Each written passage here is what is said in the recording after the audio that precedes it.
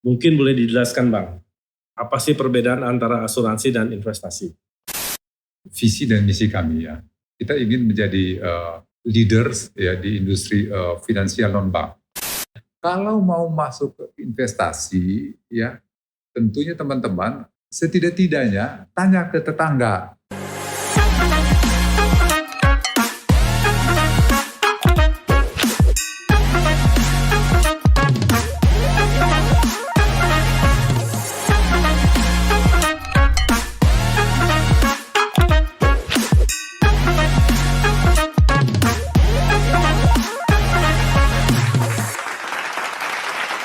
Selamat datang di Muda Podcast, podcastnya BUMN Muda.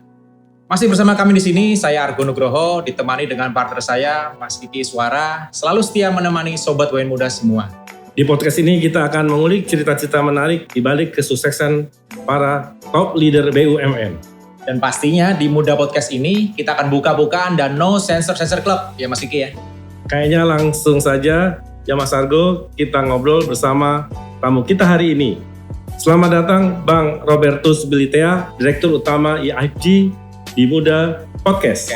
Terima kasih Pak Kiki, Mas Argo ya, sudah diundang ke acara ini. Sama-sama Pak, pleasure is mine. Nah sebelum kita ngobrol lagi lebih jauh nih ya Bang, saya izin panggil Bang Robertus ya. Siap. Kita mau tahu dulu nih, bagaimana nih kesannya Bang Robertus pertama kali datang ke acara Muda Podcast ini? Ada kesan-kesannya barangkali Bang? Ya,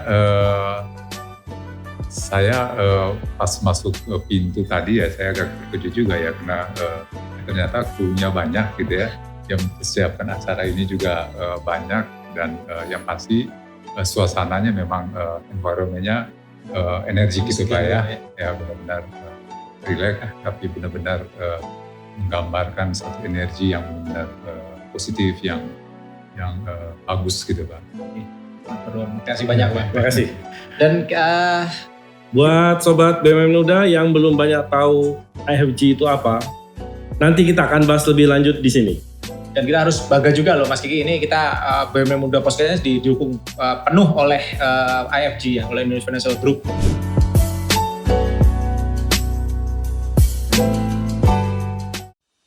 Proklamasi kami bangsa Indonesia dengan ini menyatakan kemerdekaan Indonesia.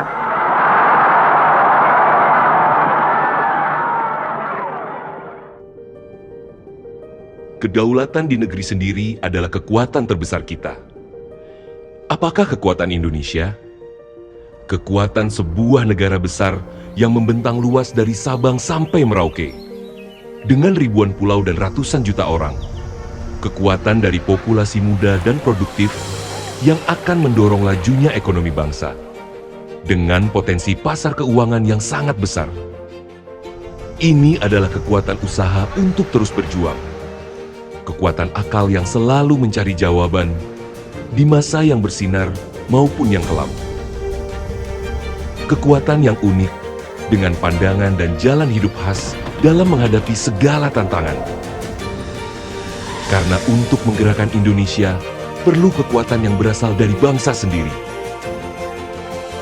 IAFG, Indonesia Financial Group. Kami hadir untuk menjadi kekuatan baru yang ada untuk melakukan perubahan di Indonesia. Dari bangsa untuk bangsa. Kami bekerja dengan skala yang besar, dengan tata kelola perusahaan dan manajemen risiko yang cermat dan seksama. Untuk Anda, dengan Anda. Beradaptasi dengan segala keperluan Anda. Kami akan mengubah haluan industri dan perekonomian, bukan mengikuti angin, tapi mengarahkannya untuk meniupkan harapan baru ke masa depan kita. Dengan kekuatan besar yang terkonsolidasi, menyatukan segala pikiran dan usaha berbagai anak perusahaan yang dari dulu selalu ada untuk Anda. Menjamin keamanan dan kesejahteraan siapapun yang ingin maju, baik di jalan, usaha, dan kehidupan. Menjaga keseimbangan finansial lewat produk keuangan dan pasar modal. Dan tentunya memberikan perlindungan kepada segenap lapisan masyarakat Indonesia. Ini adalah saatnya kami membawa setiap orang, setiap usaha, dan setiap impian untuk masing-masing punya kekuatan membangun masa depan finansial yang terbaik. Ini adalah saatnya kita bersama menunjukkan kekuatan untuk menjaga kedaulatan perekonomian bangsa dan membawa kita semua untuk besar bersama. IFG, Power to Progress.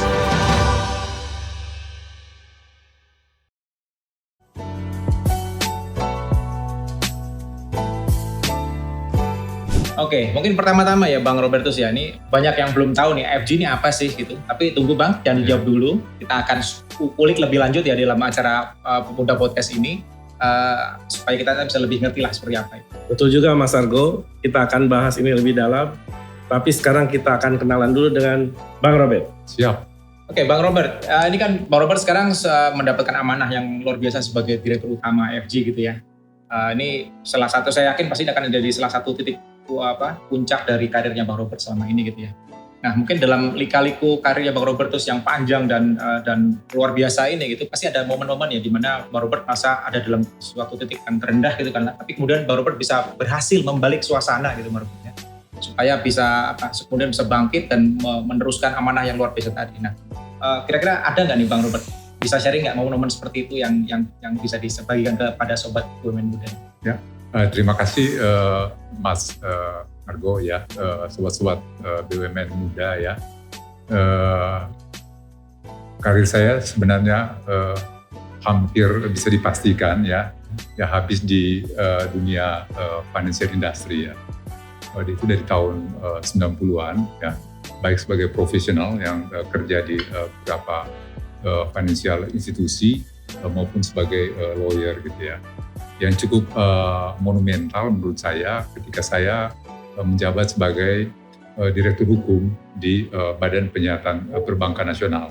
Jadi pada saat itu saya bersama-sama dengan teman-teman di BPPN ya, saya kira Bapak-Bapak dan Ibu tahu semuanya, teman-teman BUMN Muda tahu ya, kami, Jerry Eng, Agus Marto ya, Glenn Yusuf ya, sama beberapa senior lain, Edwin Gerungan ya, kita memastikan bahwa restrukturisasi industri finansial kita, utamanya di sektor perbankan, bisa berjalan dengan baik ketika itu ya. Saya sangat terkesan ya karena hasil kerja kita pada waktu itu yang membawa Indonesia keluar dari satu krisis ekonomi ya yang cukup serius. Saya kira indikator-indikator makroekonominya tidak perlu saya sampaikan. Saya kira BUMN Muda bisa langsung progres saja ya. Dan hasilnya saat ini Indonesia bisa kembali tumbuh secara agregat 5,5% mungkin ya per tahun ya. Itu merupakan satu hasil yang cukup baik. Kenapa? Karena fondasi finansial itu ditata kembali pada saat zaman BPPN Pak.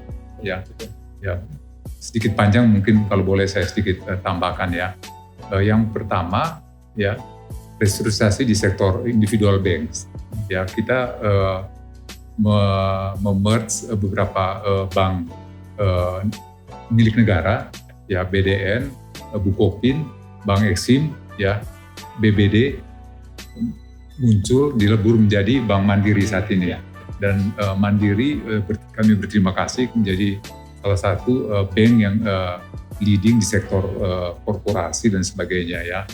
Kemudian yang kedua, kita bisa memerge beberapa bank takeover pada waktu itu ya, yang kemudian muncul sebagai surviving banknya itu adalah Bank Danamon ya.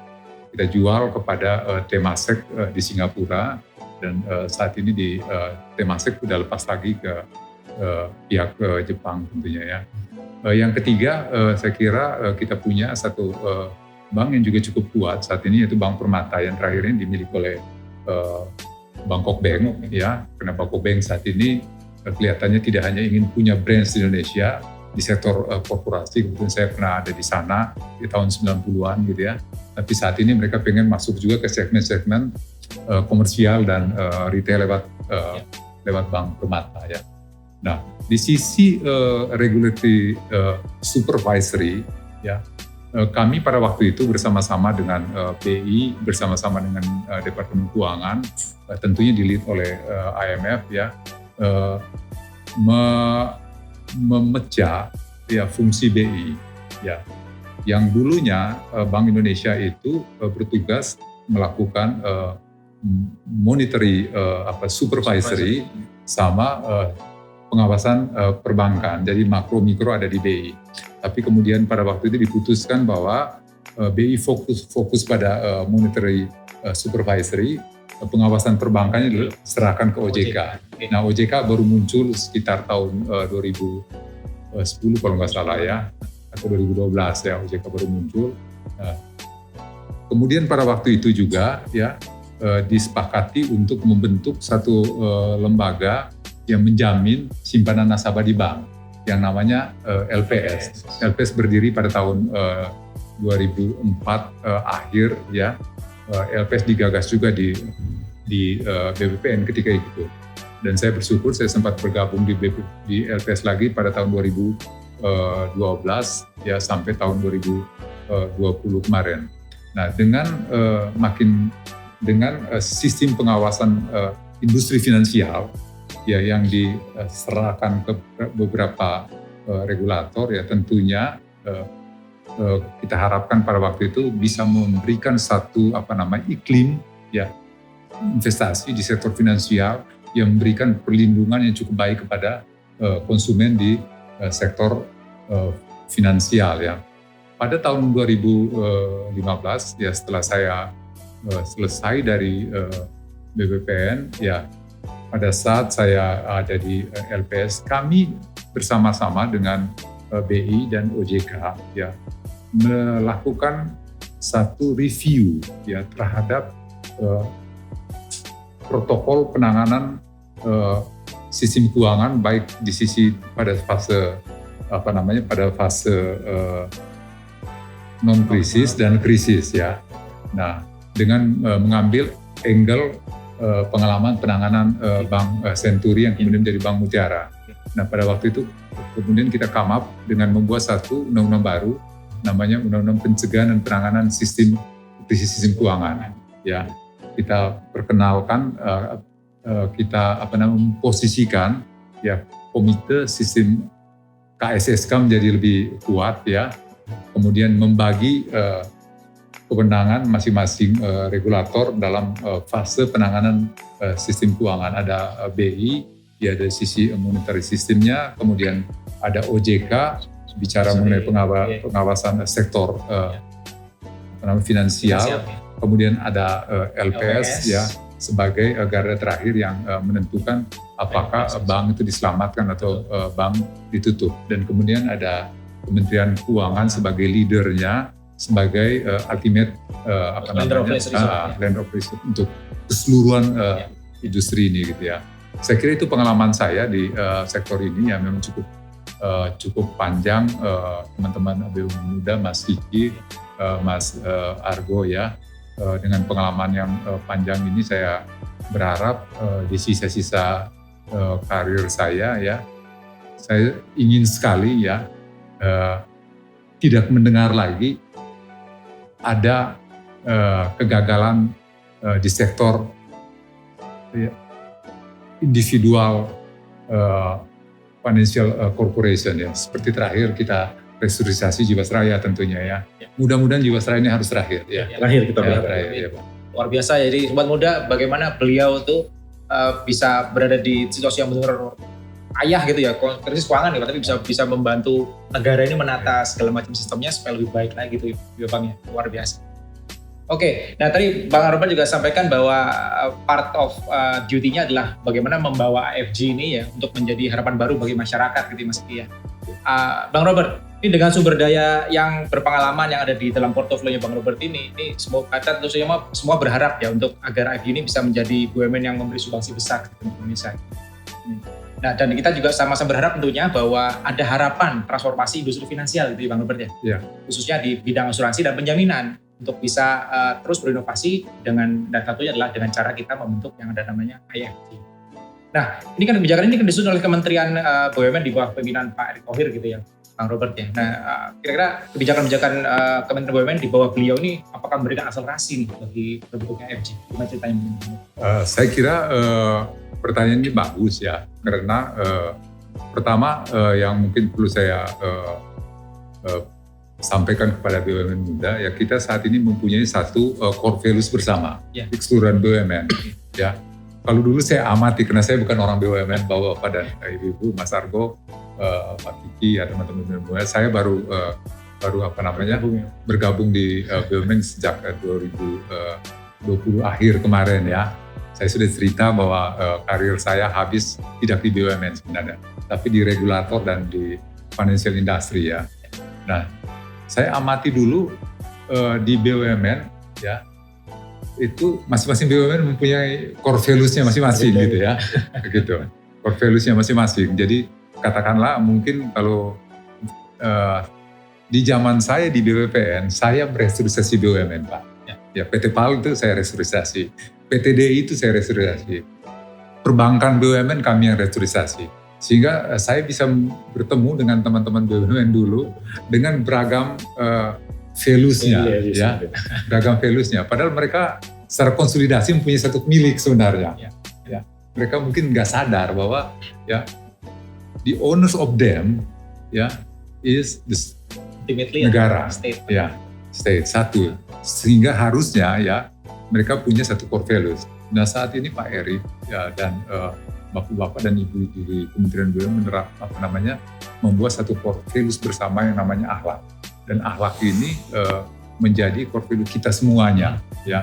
Dengan kita mempunyai satu core values yang sama, ya, kita itu bisa menjadi sama, Pak, ya, menjadi tidak ada bedanya. Saya kalau ketemu Mas Arga saat ini, Mas Arga di BRI, saya di IFG, karena kita punya core values yang sama, semangatnya sama, cara berpikirnya sama, cara bekerjanya sama, ya kan, cara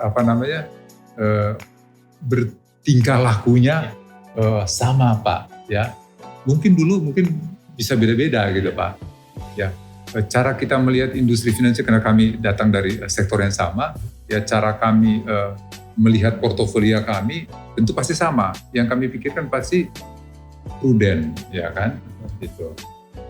Kolaboratif dan sebagainya. Saya kira itu mungkin pertama yang patut kita apresiasi dari apa yang dilakukan oleh Pak Erick dan timnya. Kemudian yang kedua, ya, span of control. Ya, kalau dulu pengamatan saya, ya, ketika saya berada di BPPN, ya, saya kembali mungkin garis bawahi waktu saya di BPPN itu saya salah satu tim leaders yang merestrukturisasi BUMN, ya. Jadi di bawah saya itu ada satu grup, ya, mereka yang merestrukturisasi BUMN, karena restrukturisasi BUMN itu disendirikan dengan restrukturisasi private sector swasta, ya, karena keunikannya sendiri, regulasinya sendiri gitu ya, gitu. Nah, saya melihat dulu ya Kementerian BUMN span of control-nya rada jauh gitu ya, rada lebar luas, gitu Pak, luas gitu. Nah, yang saya maksudkan begini, dulu kan Kementerian BUMN mempunyai beragam anak usaha Pak. Yeah. Ada yang di perbankan, kemudian ada yang di farmasi, ada yang di perkebunan, ada yang di perkapalan, ada yang kereta api, ada yang di industri perkereta apian, ada yang pesawat terbang dan sebagainya seperti PT DI yang pernah saya tangani, gitu. Dan kalau kita katakanlah bicara restrukturisasi perkapalannya, ya. Di bawah perkapalan itu pasti ada industri anak-anak usahanya. Tapi di perkapalan itu kan pasti ada industri penopangnya Pak. Mungkin ada Krakatau Steel, yang mensuplai bajanya, ya. Mungkin ada industri lain atau bidang usahanya yang mendukung juga. Mendukung, Itu jadi ada land, industri yang mendukung. satu ekosistem. Nah, di tempatnya Pak yang dilakukan oleh Pak Menteri saat ini dengan timnya melakukan clustering. Ya, clusterisasi ini sangat membantu ya span of control-nya kementerian. Jadi sekarang Pak Menteri, Pak Wamen ya, 2 Wamen ini dia hanya datang ke leadersnya, ya, leaders dari clusternya. Ya, si leadersnya ini akan memanage keseluruhan clusternya. Ya. Nah, cluster ini ada yang berbentuk holding, ada yang non-holding. Nah, misalnya IFG ini adalah holding, asuransi, dan penjaminan. Ya, jadi satu legal entitas holding yang membawahi ada perusahaan-perusahaan bergerak di sektor asuransi seperti Jasindo, Askrindo, kemudian Jasara Harja Putra dan Jasara Harja ya. Kemudian satu penjaminan dan Jamkrindo, dan ada perusahaan-perusahaan yang bergerak di sektor finansial di capital market. Ada Bahana Securities, ada Bahana CCW Investment ya. Ada perusahaan-perusahaan yang supporting ya. Sebenarnya keluar dari core finansialnya itu gedung gitu Pak ya. Nah, saat ini dengan dibentuknya holding dan IFG menjadi induk holding ya, kami kemudian menata kembali risk manajemennya, tata kelolanya, bisnisnya. Ya, kalau culture saya kira udah di-setup Pak. Nah, kami tinggal berkoordinasi ya dengan kementerian Pak. Kalau dulu kementerian harus berkoordinasi dengan each of the company ya, yang ada di bawah gitu Pak. Nah, sekarang dia tinggal ketemu saya, ya kan? Jauh lebih efektif. Jauh lebih efektif Pak. Ya, mereka mendelivery trust ke kami ya, dan tentunya kami dengan teman-teman di holding ya menjaga trust ini, dan trust ini diukur dengan KPI Pak. Ya, diukur dengan KPI. Ini poin kedua ya yang menurut saya yang cukup cukup signifikan ya, revolusioner yang diambil oleh kementerian saat ini. Kemudian yang ketiga, karena saya background saya hukum Pak, Pak Kiki, Mas Argo ya, purely orang legal gitu ya. Nah, saya melihat saat ini ya, kementerian itu men-take a lead ya untuk isu-isu hukum Pak. Ya. Saya nggak tahu sebelumnya Pak ya. Saya nggak tahu sebelumnya. Cuman pengamatan saya mungkin tidak tidak sedalam ya seperti ini yang diperankan oleh kementerian saat ini ya. Let's say that if we have a case, and then kita bisa berkoordinasi langsung dengan Pak Deputi Hukum di sini ya. Kita diskusi ya. Kemudian Pak Deputi dan timnya kemudian juga membantu untuk bicara dengan semua stakeholders ya, sehingga isu hukum itu bisa dimitigasi dengan baik ya. Tidak perlu istilahnya, kalau dulu effort ya untuk memitigasi isu hukum itu dijalankan oleh masing-masing perusahaan ya kan. Sehingga sekarang tidak semua bisa betul ya. Ini salah satu contoh yang bisa saya rasakan bisa rasakan langsung gitu ya, Mas Argo ya. Kemudian yang keempat, banyak aktivitas yang menurut saya yang bagus ya, antar sama teman-teman BUMN muda saat ini gitu Pak. Ya, it's one of good activity menurut saya, sehingga mereka bisa bekerja sama satu sama lain ya, berkolaborasi satu sama lain ya, karena mereka adalah masa depan kita Pak. Ya, kita adalah masa lalu mereka. Yeah. Jadi mereka harus kita siapkan ya, to become our future leaders, ya kan? Benar. Begitu, itu tugasnya kita. Ya. Saya kira dengan mereka berkolaborasi semacam ini di backup dengan baik oleh Kementerian BUMN ya, kedepannya kita berharap bahwa semua program-program strategik yang di-set oleh Pak Menteri dan timnya bisa sustain Pak. Ya, saya kira itu mungkin. Kita tahu akhlak ditetapkan menjadi core value di BUMN sejak Juli tahun lalu. Pertanyaan saya singkat saja Bang Robert, apakah ada dampak signifikan perusahaan di IFG Pak, di bawah pimpinan Bapak? Iya. Saya ingin terima kasih Mas Tia. Saya mengambil salah satu values dari akhlak, yaitu kolaborasi ya. Jadi saat ini kami rasakan benar-benar keberadaan values yang namanya kolaborasi ya. Kalau dulu ya mungkin saya kembali mengatakan mungkin Pak ya, karena saya baru di BUMN ini ya, tapi informasi yang saya peroleh ya sangat silo Pak.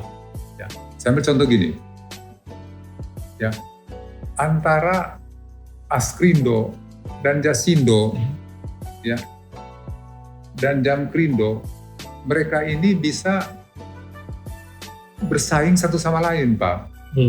Ya, bersaing yang bukan bersaing yang kemudian memberikan value added ya for three of them ya, tapi bisa membuat mereka secara signifikan financially bisa jelek ya, kanibalisme gitu. Pricing war Pak. Ya, betul. Gitu. Pricing war itu yang harus betul. Jadi kalau mereka katakan silahkan ya, pricing war itu terjadi ketika mereka pergi ke sepupunya sendiri atau saudaranya sendiri. Katakanlah mereka harus menjual produk mereka ke BRI. Ya. Saya khawatir tiga ini banting-bantingan harga Pak. Ya. Tapi sekarang udah enggak Pak. Sekarang dengan kita punya satu core values yang bersama, kolaborasi, kita duduk dengan teman-teman di kelompok usaha kami ya. Kemudian kita set up metodologi pricing yang benar, ya. Kemudian ya tentunya cost-nya beda-beda Pak ya. Karena operation cost masing-masing perusahaan itu beda-beda ya. Sehingga pricing-nya juga akan beda-beda, tapi tidak akan jauh-jauh Pak. Tapi angkanya berdasarkan satu model metodologi kalkulasi yang benar-benar bagus. Gitu. Nah, angka-angka ini ya kita bawa katakanlah ke Himbara.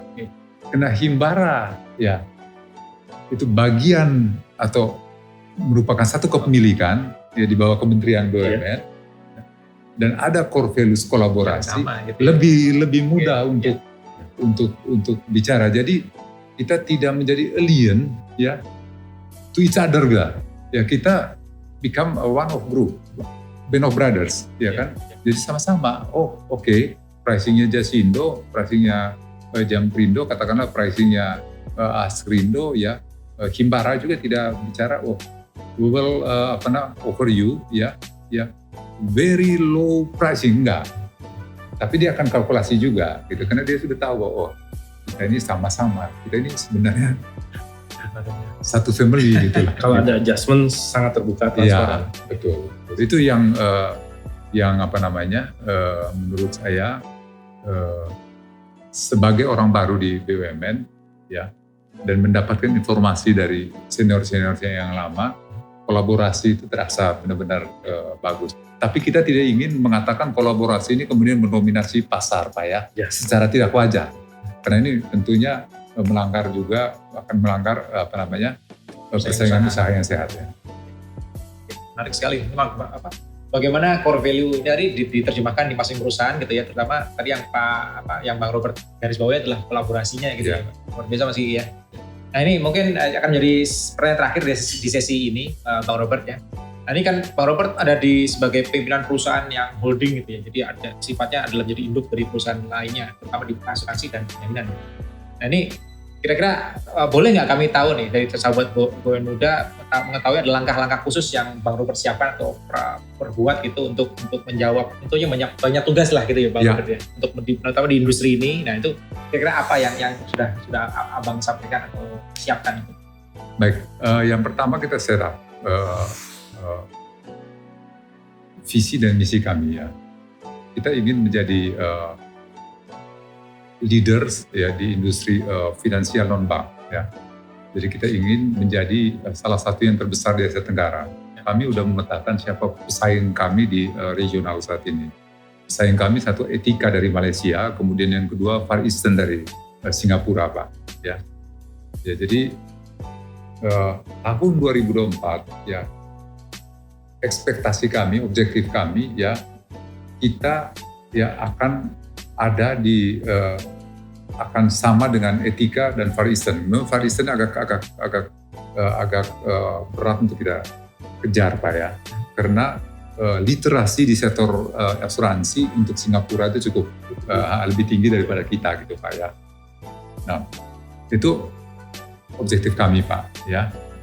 Nah, dengan kita menetapkan objektif seperti ini ya, hal-hal yang kami perlu siapkan, yang pertama ya, kita benahi kembali tata kelola pengambilan keputusan ya di masing-masing companies ya, di asuransi, di penjaminan, kemudian di sektor capital market dan asset management di TCB investment, Pak. Nah, kenapa kami benahi ini, Pak? Ini pertanyaan penting yang perlu mungkin bapak-bapak, teman-teman BUMN Muda tanyakan kepada kami ya. Saya mengatakan tadi bahwa sebenarnya kalau teman-teman amati ya, karir saya itu 2/3 habis untuk menangani industri finansial yang gagal. Kenapa industri finansial gagal, Pak? Ya, karena tidak disiplin, Pak, dalam ya menerapkan ya tata kelola pengambilan keputusan ya. Kalau di bank dikenal 4I's principle. Betul. Ya. Saya inginkan asuransi juga it could be more than 4I's principle. Jadi ada unit bisnis, ada risk management, tapi ada unit technical asuransi seperti aktuaris, Pak. Ya. Jadi mereka reporting line mereka ke atas ya berbeda-beda ya. Itu harus kita benahi dulu, Pak. Ya. Nah, kemudian kalau culture saya kira sudah ya. Kemudian yang kedua yang perlu kita benahi ya dari teman-teman, fokus bisnis. Kalau kita lihat Pak Kiki, Mas Argo ya, Jasindo itu asuransi umum, Askrindo itu asuransi umum. Di bawah Jasara Harja sebagai asuransi sosial itu ada Jasara Harja Putra, itu adalah asuransi umum ya. Jadi 3 asuransi umum ini mempunyai produk-produk yang similar, Pak, yang sama, ya, begitu. Sehingga ketika mereka punya produk yang sama, pricing-nya itu bisa kemudian tertekan karena mereka harus compete satu sama lain. Saat ini yang kami lakukan adalah, look, ya, kita lihat Jasara Harja itu kamu kuatnya di mana sih sebenarnya? Oh, asuransi kecelakaan, ya, fokus ke situ. Jasindo, kamu kuatnya di mana? Oh, marine and cargo, ya kan? Oh, kamu atau harta benda, kamu kuat di situ. Askrindo, kamu kuat di mana? Asuransi kredit, ya. Monggo fokus di asuransi kredit. Jamkrindo, kan mereka penjamin kredit, ya fokus di penjamin kredit. Jangan pernah keluar dari kompetensi kita. Intinya, ya. Jangan pernah keluar, ya. Nah, kemudian yang ketiga, kami lihat kembali, ya, balance sheet mereka, ya. Nah, kami periksa pencadangan masing-masing perusahaan ini dan kami disclose mana yang nggak sehat, ya. Diperbaiki untuk yang tidak sehat. Ya, kami minta PwC ya untuk benar-benar scrutinize. Kami minta Milliman untuk benar-benar hitung benar-benar pencadangan premi mereka. Karena uniknya Mas Argo, Pak Kiki ya, perbedaan utama ya antara perbankan dengan asuransi ya. Saya bersyukur karena saya kemudian masuk ke dua industri ini, Pak ya. Kalau perbankan, begitu mereka lending, Pak, ya, first way out mereka, apakah bisnisnya itu bisa memberikan sustain apa enggak, memberikan profitabilitas yang bisa mengembalikan sebagian kewajibannya kepada bank. Betul. Ya. Tapi dia punya second way out-nya, Pak. Second way out-nya adalah jaminan, agunan, ya, bisa berupa inventory, bisa berupa tanah dan bangunan, bisa berupa corporate garanti, bisa berupa personal garanti, bisa berupa piutang kepada pihak ketiga. Ya. Artinya, kalau si debitur gagal bayar, maka bank bisa melikuidasi jaminan. Iya. Ya. Bisa melikuidasi jaminan. Artinya recovery dia, ya, karena jaminan itu diwajibkan trust 20% dari loan portofolio, ya.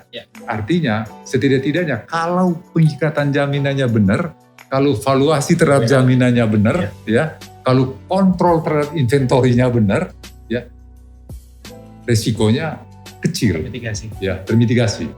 Ya. Kalau di asuransi, Pak Kiki, ya, ada orang bayar asuransi jiwa ke kita, ya, atau asuransi umum untuk properti kebakaran, ya. Asuransi preminya katakanlah 100 perak, tapi yang ditanggung itu adalah Rp1.000, Pak. Ya, hitung-hitungan sederhananya aja. Dia harus membuat satu kalkulasi aktuaris, ya, berdasarkan historical data bahwa ini akan terjadi apa tidak. Ya. Dia harus cadangkan, Pak. Pooling of risk, ya, Pak. Pooling of risk. Sehingga kalau ini tidak kuat, Pak, ya, modelingnya bisa jebol, Pak. Ya. Ini kami benahi, Pak. Oke. Inilah yang terjadi dengan Jiwasraya, Pak. Salah satu contoh. Ya. Kemudian berikutnya adalah asuransi sama seperti perbankan mengumpulkan dana masyarakat, ya. Kemudian dana masyarakat ini kan harus dikembalikan ke masyarakat, Pak. Ya. Asuransi kalau risikonya terjadi, yang perbankan kalau orang narik lagi tabungannya di ATM, ya kan? Itu yang super liquid namanya, Pak, ya kan? Ya kalau deposito masih ada jangka waktunya, Pak, ya kan? Gitu. Artinya likuiditas harus dijaga. Ya. Bagaimana cara mereka menjaga likuiditasnya? Investasi mereka, ya, harus ditempatkan di portofolio yang memang benar-benar bagus dan mudah dilikuid, ya. mudah dilikuidasi. Nah, kami saat ini, Pak, ya, benar-benar menerapkan pola, ya, mematchingkan antara investasi yang prudent dengan kebutuhan likuiditas. Ya, itu dikontrol habis sama kita, Pak, oleh holding bersama-sama dengan direktur-direktur investasi yang ada, Pak, ya. Nah, yang terakhir, ya, bisnis model. Ya, kedepannya kita berharap bahwa ada simbiosis antara masing-masing asuransi dengan sister company mereka yang lain, ya, untuk masuk sama-sama ke pasar dengan bundling produk. Misalnya asuransi digandeng dengan reksadana, ya, atau digandeng dengan produk-produk di capital market yang lain, Pak, ya. Itu kita sama-sama bundle, kemudian bundling, kemudian kita kasih ke konsumen kita. Nah, on top of that, Pak, ya, itu adalah literasi di sektor keuangan. Jadi apapun yang kita inginkan, ya, tapi kalau konsumen itu nggak tahu, ya itu juga nggak ada gunanya, Pak. Ya, nah, kami buat satu think tank, Pak, di IFG saat ini namanya IFG Progress, Pak. IFG Progress itu berperan sebagai think tank riset institusi yang melakukan riset baik makro ekonomi maupun mikro, yang ujung-ujungnya hasil risetnya kami forecast di website kami, dan ini bisa diakses oleh siapa saja sehingga orang individual bisa memahami perlunya berasuransi buat kepentingan kepentingan mungkin kementerian atau teman-teman regulator, ya, bisa memahami lebih dalam terkait dengan apa yang sebenarnya sedang terjadi di sisi makro ekonomi saat ini, gitu. Jadi kita memperkuat kemampuan ekonomi yang ada di IFG, Pak. Ya, Pak, kami lead of riset institutnya kami ambil dari luar, Pak. Teman-teman ekonomis yang lain juga kami rekrut dari luar Pak. Chief ekonomisnya dari luar, Pak. Chief ekonomisnya kami ambil dari luar. Karena basisnya ini basis industri finansial kan basisnya trust dan prudent, Pak ya. Betul. Jadi mungkin di SDM ini ditekankan pentingnya GCG itu dilaksanakan di semua lapisan dan lini pangkatan dan jabatan yang ada di IFG gitu, Pak. Iya. Ini luar biasa banget ya Mas Kiki, tantangan yang dihadapi oleh Bang Robert dengan seluruh timnya di IFG ini luar biasa. Ini kita tentu saja kita sebagai pelaku BUMN nih harus dukung terus gitu ya, harus dukung Terima terus kasih. transformasinya supaya kita benar-benar bisa mendapatkan manfaat nih dari terbentuknya IFG yang luar biasa. Jadi ini kita masuk segmen namanya Show Your Skill, Bang Robert. Ini sesi unik dari si kami nih. Oke. Jadi kita ingin mengulik sisi lebih personalnya dari Bang Robert nih. Silakan ini Saya Bang Robert kalau Kotak Misteri. Ini ada Kotak Muda Podcast, Kotak kotak ajaib ini, kami ini Bang Kotak Robert. ajaib. Monggo. Monggo. Ya ini Karena ada apa di dalamnya? ini foto. Wah, terima kasih. Ini rupanya BUMN muda nih bisa ini ya, bisa Kami punya informan-informan lah. Informan. Boleh tunjukkan sebentar Coba mungkin Bang Robert. ditunjukkan kepada teman-teman teman-teman BUMN muda. Ada berapa memorabilia lah. Iya, Ini iya, lagi ngapain nih Bang Robert? Boleh Bisa diceritakan nih. Ya. Baik, terima kasih ya. Ini kejutan juga ya. Gini, saya itu penggemar olahraga sebenarnya ya. Tepatnya dari kecil sebenarnya saya latihan bola gitu. Di satu kota kecil di Indonesia bagian timur Pak, ya di Flores gitu ya. Jadi dari kelas 3 SD saya udah masuk klub lokal gitu ya. Masuk klub lokal gitu untuk latihan bola dulu Pak. Sepak bola ya? Sepak bola itu olahraga populer gitu ya. Gitu. Nah, banyak hal yang mempengaruhi ya perjalanan karir saya ya dari olahraga ya. Untuk sepak bola ya, saya pernah latihan sepak bola ya, mungkin sebagai orang Indonesia Timur nih Pak Gigi, malu juga bilang pernah latihan tinju juga Pak. Olahraga rupanya. Ya, jadi pernah latihan tinju. Jadi gini, kalau latihan bola Pak, ya kita diajari ya kerjasama tim. Ya, kerjasama. Saya kebetulan dari kecil ya, karena mungkin posturnya agak tinggi Pak ya, ditempatkan sebagai bek kiri Pak ya, gitu. Jadi bek kiri dan wajib untuk membantu penyerangan, kemudian wajib berkoordinasi dengan apa namanya bek kiri wingback ya, dengan apa namanya dengan sentral ya, bek tengah, dan ini untuk memastikan pertahanan itu bagus. Nah kalau bola melewati, ini filosofi bola ya, kalau bola itu melewati bek, itu berarti gol, masuk Pak. Sudah gagal tuh ya. Berarti yang gagal tuh defendernya Pak. Ya. Tapi kita juga teman-teman di gelandang gitu ya, gelandang serang atau gelandang bertahan juga tidak boleh marah-marah juga gitu ya. Dia harus kasih support. Oke, hati-hati loh, itu kecolongan di sini tadi. Jadi di lapangan bola itu komunikasi itu betul-betul luar biasa ya. Kita kalau senang menang kita sama-sama senang. Kalau kita merasa mendapatkan tekanan, sama-sama mendapat tekanan. Dan dari kecil mungkin mental juga terlatih karena kita dimaki-maki sama penonton. Di Indonesia Timur tuh nggak ada stadion Pak. Jadi penonton itu ada langsung ada di garis pinggir lapangan. Jadi karena bek kiri posisi yang paling sulit. Langsung nyata depan mata. Sama pelatih juga gitu ya. Bek kiri kan paling sulit Pak. Iya. Karena harus. Nah kemudian kalau lari Pak, lari itu memang kebanyakan orang Indonesia Timur ya karena transportasi minim di sana kan, jadi terbiasa lari dan sebagainya ya, terbiasa jalan sih sebenarnya Pak, gitu.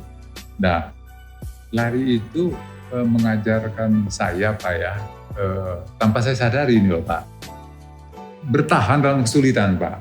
Karena lari jarak jauh, 42 kilo, ultra running saya pernah 64 kilo di ulang tahun Kopassus Pak.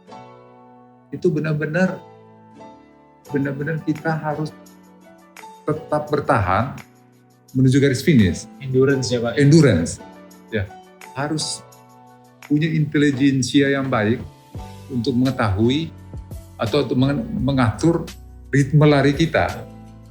Karena 42 kilo nih Pak.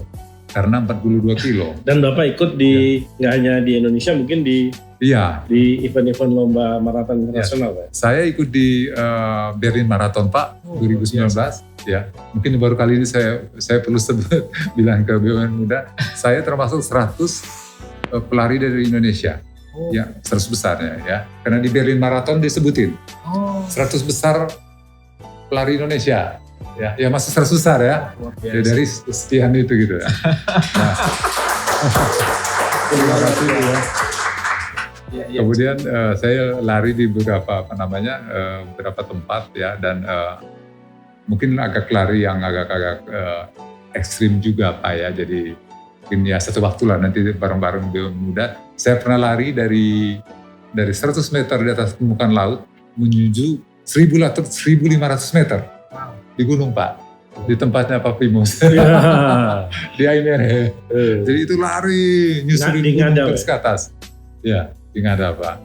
Itu contoh-contoh termasuk cuaca ekstrim di katakanlah di minus 5 sampai 10 ya di Ottawa ya, derajat Celcius ya. Dan saya lari di Dubai dengan sekitar 39-40 derajat Celcius gitu. Dan saya sukanya ada filosofi ternyata di balik itu ya teman-teman BUMN Muda ya. Jadi bagaimana sepak bola teamwork, bagaimana lari, kebiasaan beliau lari ini juga bisa kita mengatur strategi dan endurance tadi ya. Jadi luar biasa. Seru banget Bang Robert. Terus makasih atas tadi ya filosofi dan segala macamnya. Seru banget ngobrol kita hari ini. Makanya masih ada banyak yang kita akan bahas ya Mas Gigi ya. Karena itu Sobat BUMN Muda tetap ikuti Muda Podcastnya BUMN Muda. Ya, sudah bersama kami lagi di Muda Podcastnya BUMN Muda. Oke, Muda Podcast ini segera info aja untuk teman-teman Sobat BUMN Muda ya. Ini terselenggara berkat dukungan dari IFG atau Indonesia Financial Group.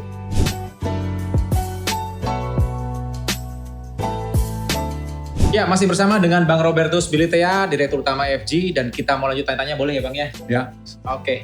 Kalau kita ngomongin mengenai lain investasi nih Bang ya, ada asuransi, jaminan, lain sebagainya, ini awam untuk banyak segmen masyarakat kita lah. Bahkan masih banyak belum tahu soal asuransi. Saya pun harus ngaku ini agak awam juga nih dengan bidang ini ya Bang ya. Padahal kita tahu betul bahwa karena perusahaan asuransi itu sudah cukup panjang sejarah di Indonesia. Ada sejak tahun 1800-an setahu saya malah. Nah, pengen tahu ya gimana menurut Bang Robert nih potretnya mengenai awareness asuransi di Indonesia ini, masyarakat Indonesia ini seperti apa nih Bang menurut Bang Robert? Ya, terima kasih Mas Argo ya. Sepanjang saya ada di LPS ya bersama-sama dengan ASSK tentunya ya, kita mencoba melihat ya seberapa tinggi sebenarnya tingkat literasi di sektor keuangan di Indonesia gitu ya. Angka-angkanya saya kira more or less mungkin sekitar 15-20% ya. Artinya dari total penduduk Indonesia cuma 15-20% yang benar-benar memahami dengan baik industri ini ya gitu. Jadi tingkat literasi ini sangat rendah. Dengan rendahnya tingkat literasi di industri keuangan ya, itu mengakibatkan ya sumbangan industri keuangan terhadap PDB kita tentunya agak sedikit rendah jika kita bandingkan dengan Thailand dan Malaysia ya. Yang paling tinggi di Indonesia itu perbankan. Perbankan sumbangan ke PDB-nya itu sekitar mungkin sekarang ini sekitar 50-an% ya. More or less ya, saya kira itu bisa dicek aja angka-angka.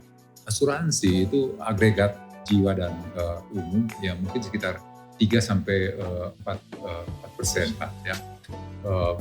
Di bawah Singapura yang agak tinggi yang mungkin sekitar 6-8%, kemudian Malaysia juga tinggi, Thailand tinggi Pak. Ya, jadi tingkat pemahaman masyarakat atau bahasa kerennya literasi itu rendah ya. Industri ini sebenarnya menyiapkan produk-produk layanan ya untuk masyarakat. Yang pertama perbankan ya. Perbankan memberikan layanan kepada nasabah yang ingin menyimpan uangnya di bank dan mendapatkan bunga dari bank, ya ketimbang dia simpan uang itu di rumah, ya di bawah bantal gitu ya. Dan buat pembangunan itu penting karena uang yang diterima oleh bank nanti disalurkan dalam bentuk kredit ya untuk dipergunakan membangun usaha-usaha ya, berbagai macam usaha, ada UMKM ya, ada infrastruktur, ada pembangunan properti dan lain sebagainya, sehingga ini bertumbuh. Asuransi ya memberikan, untuk asuransi umum memberikan confidence buat perbankan dalam menyalurkan kredit. Kalau dia salurkan kredit, asuransi akan memberikan asuransi kredit. Jadi kalau ada nasabah gagal bayar di bank, maka asuransi akan membayar ke bank. Ya. Gitu. Oke. Asuransi memberikan confidence dalam pembangunan sektor infrastruktur. Kalau ada pembangunan proyek perumahan, maka asuransi akan memberikan bid bond-nya untuk untuk katakanlah dalam tahap lelangan ya, atau memberikan surety bonds untuk pembangunannya. Artinya pelaksanaan pembangunan. Kalau pembangunannya gagal dan sebagainya, maka asuransi akan tampil ya untuk membayar ya, atau memitigasi risiko ketidakberhasilan dan pembangunan propertinya tadi ya. Nah, asuransi juga memberikan proteksi terhadap individu kita semua sebenarnya. Kalau kita punya rumah, kalau kita tutup asuransi, kalau rumah kita kebakaran, ya maka asuransi itu akan memberikan ganti rugi buat kita gitu ya. Dengan kita hanya membayar premi yang yang dihitung misalnya kecil dengan risiko yang akan ditanggung asuransi, itu harusnya kita berasuransi, Pak. Nah, untuk kesehatan tentunya kalau kita bentuk asuransi mudah buat kita untuk datang ke rumah sakit karena kita sudah punya asuransi kesehatan. Nah, di luar negeri asuransi dalam banyak hal menjadi wajib, ya diimpose dalam undang-undang. Jadi kalau Mas Argo tadi sebelum acara ini cerita kuliah di luar gitu ya. Nah, kebetulan anak saya juga kuliah di luar. Mereka mandatori harus punya asuransi. Jadi kalau nggak punya asuransi malah nggak boleh. Nggak boleh. Nggak boleh gitu ikut pendidikan gitu. ya. Nah, kebetulan ada family saya bangun usaha di usaha kecil-kecilan ya di US gitu. Wajib asuransi. Izin usahanya baru keluar gitu. Diimpose lewat regulasi ya. Di kita di regulasinya untuk mengimpose itu atau memastikan wajib itu hanya beberapa saja ya, asuransi sosial karena kecelakaan, perkara harja dan sebagainya ya, tanpa kita sadari ya. BPJS BPJS untuk ketenagakerjaan atau dana kesehatan gitu ya. Gitu. Nah, jadi industri ini sangat penting, pertama yang mengakselerasi pembangunan tentunya. Dana yang terkumpul dari masyarakat akan dipakai oleh perusahaan-perusahaan ini ya untuk mengakselerasi pembangunan. Tadi bank dia bisa salurkan ke sektor real, asuransi ya tentunya bisa memberikan produk-produk investasi yang dikeluarkan oleh capital market ya, sehingga capital marketnya bergerak gitu Pak ya. Nah, ujung-ujungnya mereka juga memberikan pajak kepada negara dari keuntungan yang mereka peroleh atau pertambahan nilai yang mereka dapatkan gitu ya. Gitu. Nah, kami dari IFG ya, lewat IFG Progress tentunya ya, berusaha sedapat mungkin untuk membuat pemahaman masyarakat tentang pentingnya asuransi ya, dari sisi proteksi ya, dari sisi jaminan kepastian pembangunan ya, itu bisa benar-benar makin tinggi Pak ya. Karena kalau dia makin tinggi ya, maka tentunya masyarakatnya makin terlindungi tentunya ya gitu. Kalau makin angkanya kecil gitu ya, itu proteksi terhadap masyarakatnya tentunya tidak tercover dengan baik. Gitu literasinya ya. Jadi penting sekali ya. Literasinya surety bond itu juga banyak orang belum paham sebenarnya. Betul. Itu padahal itu sarana yang bisa digunakan oleh Betul, Pak. banyak dunia usaha untuk Iya, bisa melakukan terobosan dalam pembangunan proyek-proyek. betul. Pertanyaan selanjutnya sepertinya pertanyaan yang banyak ditanyakan oleh Sobat BUMN Muda. Mungkin boleh dijelaskan Bang, apa sih perbedaan antara asuransi dan investasi? Dengan banyak asuransi sekarang yang menawarkan elemen investasi dalam produknya, lalu apa saja risiko yang timbul dari investasi di dalam produk asuransi tersebut? Nah, terima kasih Pak Kiki. Ini pertanyaannya bagus nih Mas Argo ya. Karena Mas Argo nih banking ya, bankers ya, gitu. Jadi saya itu rada-rada miris juga sebenarnya ya. Sekitar 10 atau 15 tahun lalu, Pak. Saya ketemu dengan teman-teman asuransi ya. Saya bukan orang asuransi ya. Saya orang hukum ya, bergerak di sektor financial sector ya. Tapi saya ketemu ya, mereka mengatakan diri mereka adalah financial planner, ya kan? Ya, kamu financial planner ya kan? Gitu, dan mereka menjelaskan ke saya ya, atau mensolicit saya supaya saya bisa beli produk mereka gitu ya, teman-teman ini ya, dengan menghitung kalau menghitung portofolio yang saya tempatkan di mereka gitu ya. Kalau saya beli asuransi jiwa katakanlah 1 miliar atau 5 juta ya, maka dibundling atau dikombin dengan asuransi dengan investasi. Jadi kami akan parobet, nanti kami bisa tempatkan sebagian dana Bapak di reksadana ya, nanti return dari reksadana sekian persen, nanti 5 tahun lagi kami kasih kembali ke Bapak ya, gitu ya Pak. Nah, ini yang kemudian ya saya mengatakan agak kebablasan gitu. Asuransi wajib berinvestasi Pak.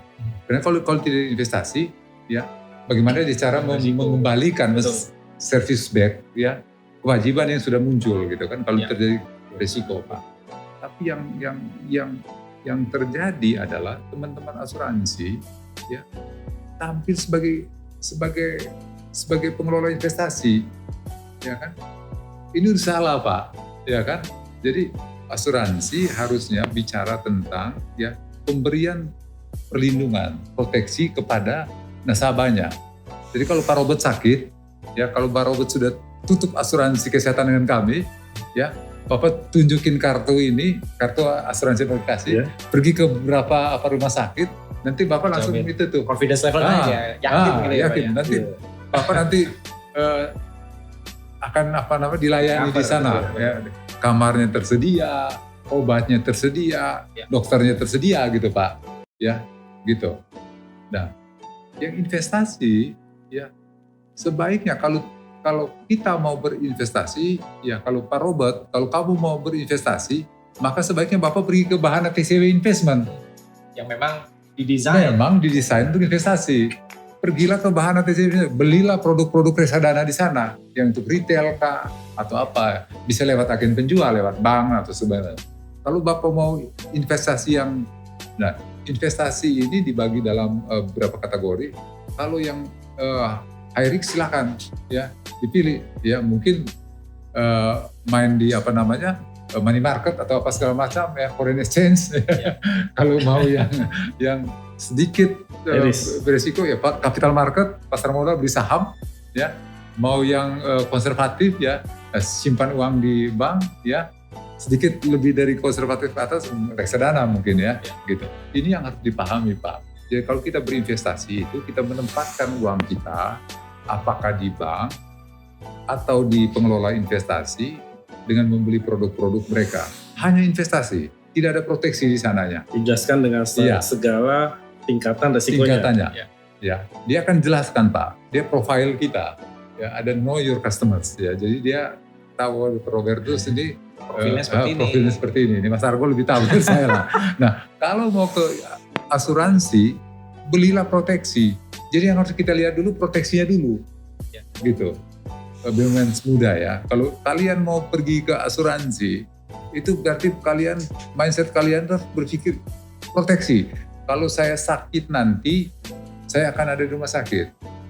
Kalau saya mau main bola, sebaiknya saya asuransi ya kecelakaan. Sehingga kalau saya cedera di lapangan bola akan ditutup oleh asuransi biaya perawatan di rumah sakit gitu ya. Fokusnya ke sana Nah, gitu ya Pak. Kalau saya mau traveling ke Labuan Bajo, mendingan saya beli asuransi kecelakaan juga. Accident, Ya, selain asuransi wajib yang datang dari Jasara Harja katakanlah ya. Betul.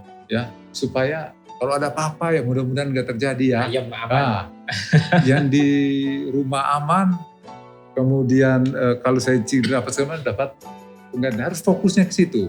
Kalau mau masuk ke investasi, ya tentunya teman-teman ya harus setidak-tidaknya tanya ke tetangga, tanya ke Mas Argo, saya ini tawarin nih sama perusahaan asuransinya IFG Life. Katanya kalau saya tempatkan dana 5 tahun lagi, Rp1.000 ini saya bisa dapat tarik sekitar 500 ya kan, gitu. Nah, tanyalah ke Mas Argo, benar nggak kata Pak Robertus? Mas Argo bilang nanti, Mas, saat ini bunga deposito itu sekian gitu ya. Jadi rajin-rajin juga bertanya ke tetangga, membanding-bandingkan Pak. Nah, buat teman-teman penjual asuransi ada satu kode etik yang harusnya mereka jaga. Orang-orang yang bergerak di sektor finansial itu harus prudent Pak, ya harus berbasis prudent. Sehingga pasal 49 ya ayat 1.b itu pasal prudential banking, ya pengelolaan bank harus prudent. Pengelolaan asuransi harus prudent Pak. Jadi kita yang bergerak di sektor finansial ada risiko hukum yang melekat kita ketika kita agresif ya menjual ya produk-produk ini. Jadi ada rambu-rambunya gitu ya. Nah, teman-teman BUMN muda yang kerja di bank, kerja di financial sector, hati-hati loh ya. Anda agresif ya, ada risiko hukumnya kan akan Anda terima. Belajarlah banyak dengan kasus Jiwasraya ya. Seberapa banyak teman-teman saat ini yang ada dibawa ke pengadilan gitu ya. Jangan itu menimpa kita lagi gitu. Jadi kurang lebih adalah tadi ya Pak, ibaratnya nih kalau mau off-roading ya jangan pakai sedan gitu ya, pakailah four wheel drive gitu ya. Dan sebaliknya juga gitu. Sebenarnya ada etika juga yang harus disampaikan supaya tidak mis-selling ya Pak. Jadi pasar penting untuk kita. Jangan mis-selling lagi. Luar biasa, terima kasih Bang Robertus. Oke, mungkin boleh izin ya Bang Robertus kita bergeser ke topik lain gini ya. Kami ingin gali lebih lanjut mengenai terbentuknya AFG ini. Ini kita semua tahu ya sobat-sobat BUMN muda bahwa tahun lalu 2020 PT Bahana Pembinaan Usaha Indonesia itu berdiri sebagai BUMN Holding Perasuransian. Kemudian transformasi branding ya Pak. Ya. Dari BPUI menjadi Indonesia Financial Group atau AFG. Ini kalau boleh tahu Bang Robert, kira-kira mengapa sih ada terjadi transformasi branding ini? Nah, itu alasannya apa? Ya, terima kasih Mas Argo, Pak Diki ya. Branding ini penting ya buat kita semuanya ya. Saya ambil contoh aja, branding itu ada juga di sepak bola, ya kan? Kalau kita lihat Liverpool, ya you will never walk alone, ya kan? Nah, orang-orang Liverpool itu lihat, oh ini Liverpool gitu ya, Liverpoolians. Jadi itu branding gitu Pak. Fanatisme, fanatisme. Satu values yang memang ingin menampilkan bahwa kami memang punya values, ya kami punya diferensiasi dengan yang lain, gitu. IFG dengan berkumpulnya ada perusahaan-perusahaan bergerak di bidang capital market, ya bergerak di bidang pengelolaan investasi, bergerak di bidang asuransi, penjaminan, itu harus masuk ke satu brand values yang sama, ya, yaitu Indonesia Financial Group. Jadi nama ini cukup penting, ya. Nama ini harus di-set up ya sebagai satu nama yang memang menunjukkan ya bahwa kita mempunyai satu power bersama yang cukup signifikan untuk maju bersama-sama ke depan Pak. Ya, jadi tahun 2020 kemarin ya Pak Menteri bersama Pak Wamen ya membentuk holding asuransi dan penjaminan. Kami branding nama kami dengan IFG ya karena ini sangat penting ya, sehingga semua karyawan-karyawan yang berada di bawah IFG mempunyai satu confidence level ya bahwa mereka adalah pekerja-pekerja di sektor finansial non perbankan yang punya punya signifikansi dari sisi karir, dari sisi pemberian pemberian pendapatan kepada pemegang saham, ya, dari sisi prudensial, dari sisi kemampuan melayani customer dengan baik dan sebagainya. Ya, ini makanya kami memakai branding yang benar-benar serius, Pak. Kami diskusi detail dengan konsultan branding untuk mencari branding kami yang pas. Gitu. Dan this gonna send the right message to the audience dan juga internal gitu. Oke, Bang Robert, IFG kan memiliki komitmen menghadirkan revolusi di bidang keuangan, khususnya asuransi, investasi, dan penjaminan yang akuntabel, prudent, transparan, tentu dengan tata kelola perusahaan yang baik dan penuh integritas. Terkhusus dengan tambahan 4 perusahaan di dalamnya, yaitu ada PT Jasara Harja, PT Jamkrindo, PT Askrindo, PT Jasindo. Bagaimana nih langkah IFG ini melead BUMN yang ada di kelompoknya? Ya, terima kasih Pak Kiki ya. Tadi saya sempat sebut atau sampaikan secara sederhana di depan tadi ya. Saat ini kita merupakan satu kumpulan perusahaan-perusahaan yang bergerak di sektor finansial, ya, yang sebenarnya ya satu ekosistem yang bersimbiosis satu sama lain. Ya. Teman-teman di asuransi ya akan mendapatkan advisory investasi di Bahana TCW Investment. Ya, Bahana TCW Investment ini pada saat ini ada di posisi nomor 2 ya di Indonesia, Pak. Ya, di bawah Manulife ya. Ya. Kita berharap ya kita akan compete untuk jadi nomor 1 ya ke depannya. Ya. Artinya ya tidak ada lagi cerita ya seperti yang pernah kita dengar di Jiwasraya, yang kami merestrukturisasi Jiwasraya lewat IFG Live ya.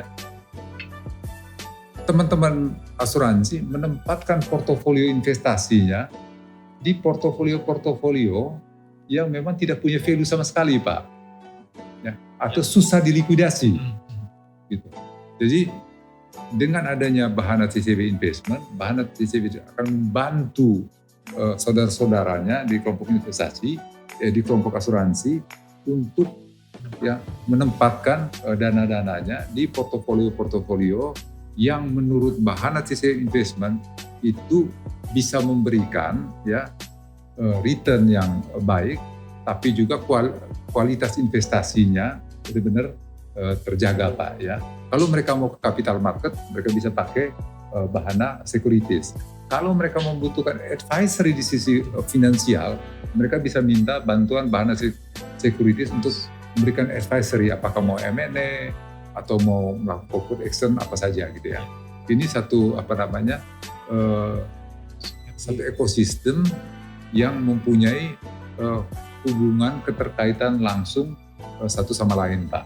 Ya, itu salah satu salah satu poin penting ya dari dikonsolidasinya industri-industri perusahaan-perusahaan asuransi dan penjaminan dengan saudara-saudara mereka yang ada di capital market dan aset manajemen, Pak. Ya.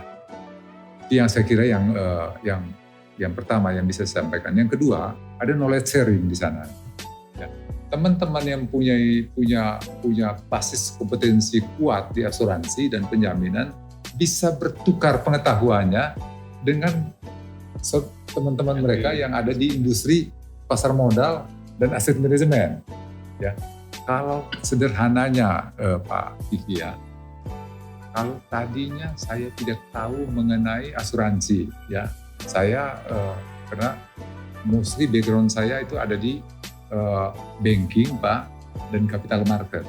Nah saat ini saya bisa tanya itu ke teman-teman Askrindo, Pak, ke teman-teman Jasara Harja, asuransi sosial, ya ke Jasindo, tolong dong ya share ke saya yang mengenai pengetahuan asuransi Pak. Jadi saya ngerti sekarang Pak, oh ini fungsi aktuaris ini seperti ini, metodologi perhitungan pencadangannya seperti ini, pembukuan preminya modelnya seperti ini, metodologi akuntansinya seperti ini gitu Pak.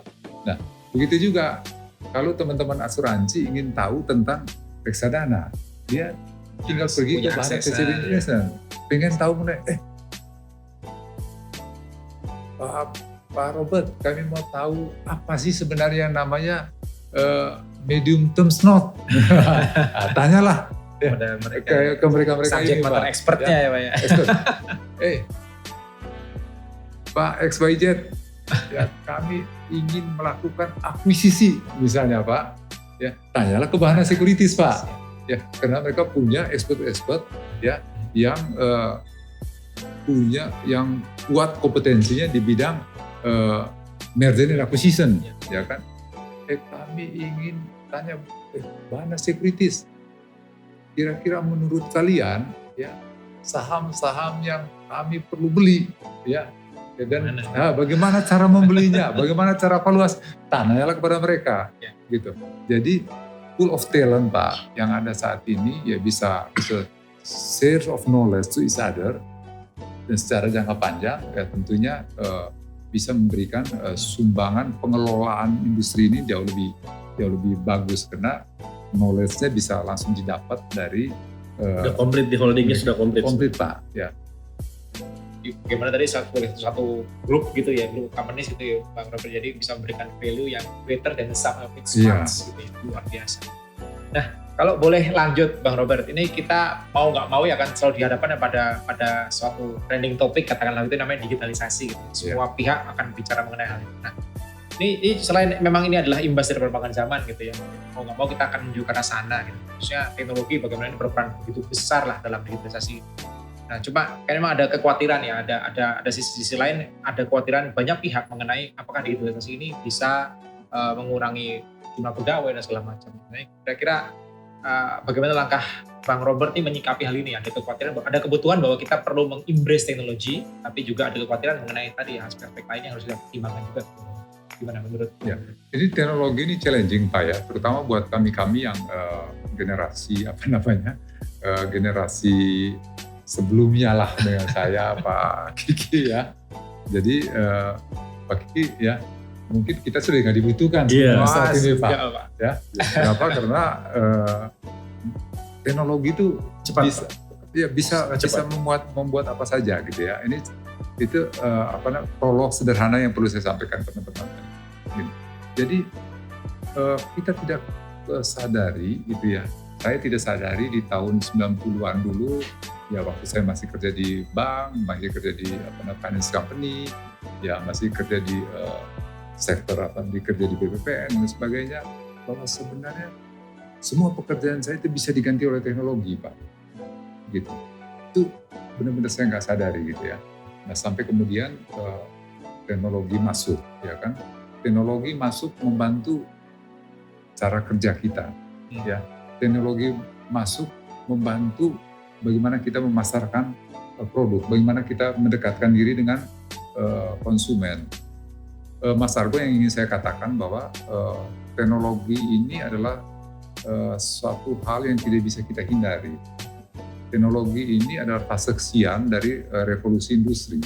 Ya saya nggak pasti dibicara 4.0 enggak, ya. Tapi yang saya ingin katakan bahwa di abad pertengahan orang semua kerja dengan sangat manual.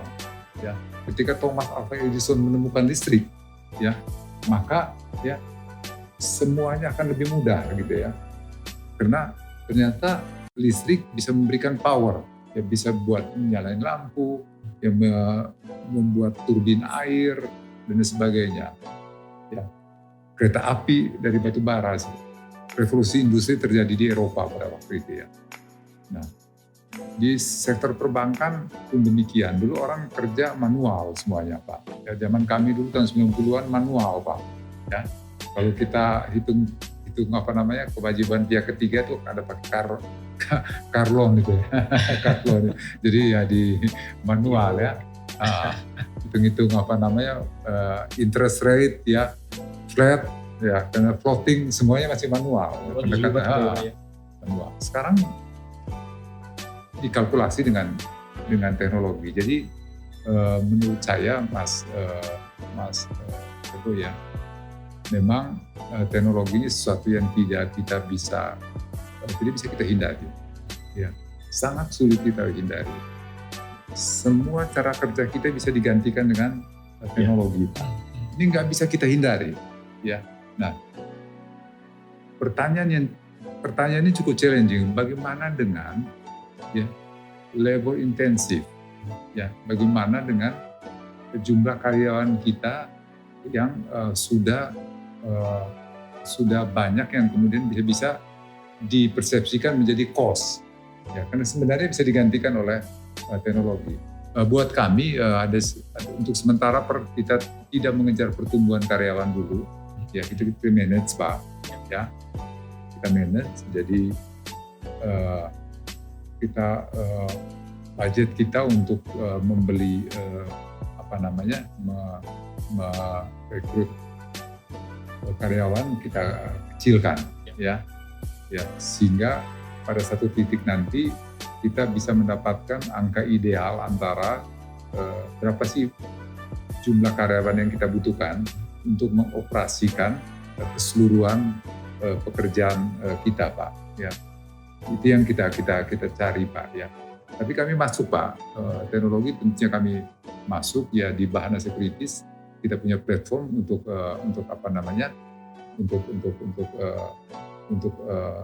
stok trading, Pak, retail, ya, gitu. Itu yang karena ini menjadi alat bantu buat kita kan, Pak. Ya, orang mudah beli saham dengan hanya membuka handphone, ya kan. Orang bisa mudah beli asuransi, Pak, dengan buka handphone mereka, ya. IFG menuju ke sini. Jadi kita nggak bisa lagi bilang oh tidak gitu, Pak. Ya karena konsumen pun menuntut itu sekarang ya, Pak. Karena konsumen menuntut itu. Ini tinggal buka aplikasi Pak. langsung bisa beli. Ya, Pak. Buka aplikasi bisa beli. Tapi Pak, yang mungkin saya ingin sampaikan Mas Argo, Pak, tapi ya saya bilang ke teman-teman ya di kantor ya, yang harus hati-hati ya, kita jaga ya dari pertumbuhan penjualan lewat teknologi, Pak.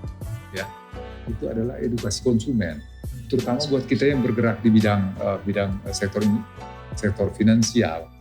Ketika kita bisa membeli reksadana retail, saham retail, Pak, dengan 1 juta, 2 juta, 5 juta, Pak, lewat handphone kita, dan siapapun bisa membeli itu, Pak.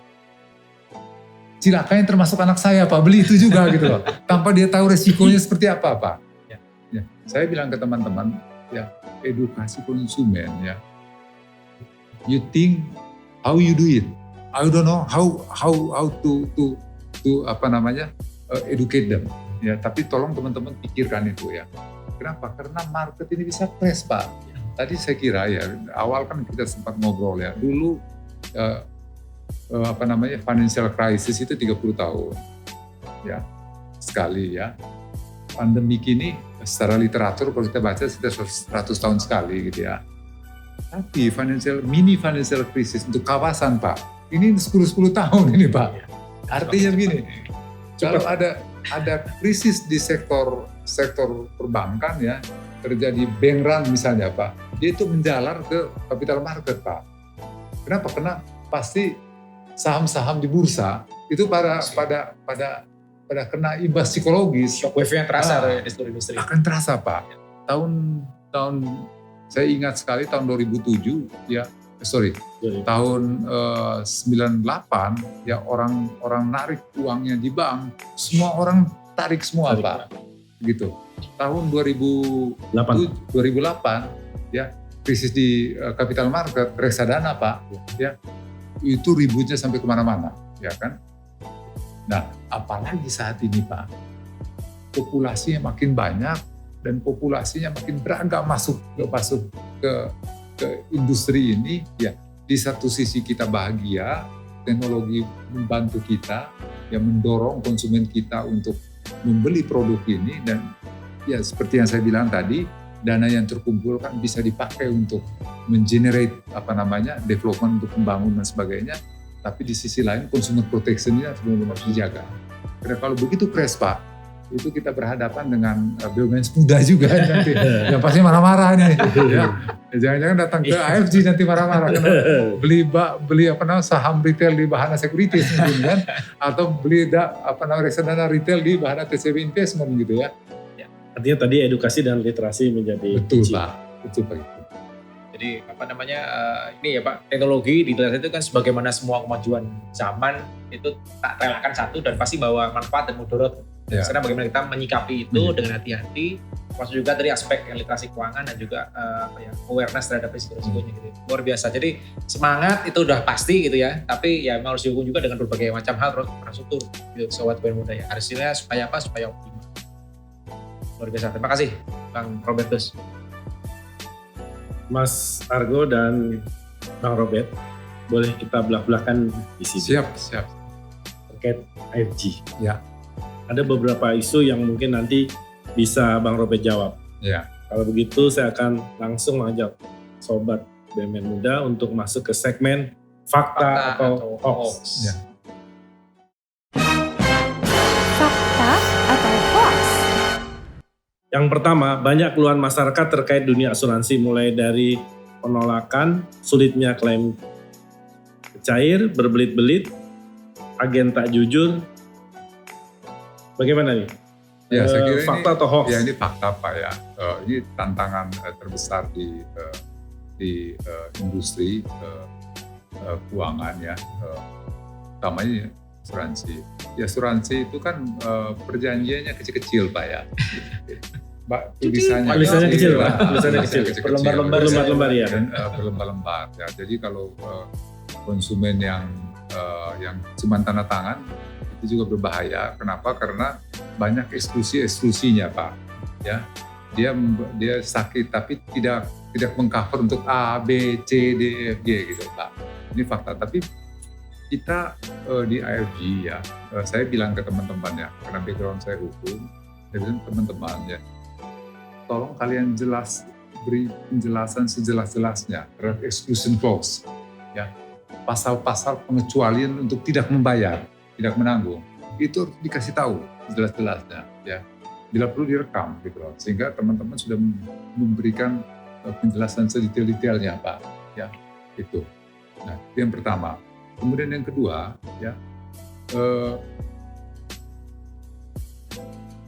kalau perusahaan kita sehat, pastikan kalau orang klaim itu durasi klaimnya jangan lama Pak, ya. Ini kita lagi ukur, ya. Kalau jasa marga di tempat kami cepat Pak. Jadi kalau ada kecelakaan, ya, dalam waktu di bawah 1 hari mereka udah bisa bayar langsung. SLI-nya ya Pak? Nah, ada LSD-nya Pak. Nah, yang asuransi lain kami lagi tata benar-benar ya. Dokumen klaimnya lengkap, bayar Pak. Tapi untuk kita edukasi konsumen kita, yang disebut dengan dokumen klaim lengkap itu harus ada A, B, C. Di depan kita kasih tahu, ini loh Mas, kita harus bantu juga, Ya. gitu. Nah, ini yang kita harus tata ya, sehingga jangan sampai orang berpikir bahwa kalau kita udah bayar premi, begitu klaim ternyata susah ya. Ya. Dan ada yang bilang, rupanya nggak terbayar juga, nggak bisa dibayar ya, karena ketidakjelasan di awal Pak ya. Ini saya mengatakan bahwa ini hal-hal yang memang menjadi PR-nya kita Pak, PR-nya industri asuransi. Yang ketiga, gagal bayar Pak. Kalau yang kedua tadi perusahaannya sehat bisa bayar. Ya. Nah, yang itu gagal bayar kan konsumen nggak tahu Pak di mana tempat kita berinvestasi. Yang tahu kita sendiri Pak. Ya. Kita tentukan gaya investasinya Pak. Ya. Industri keuangan itu basisnya adalah kepercayaan. Betul. Ya, jadi kalau orang tanya apa itu kredit Pak Robert? Ya, kredit itu credere dari bahasa Latin, artinya kepercayaan Pak.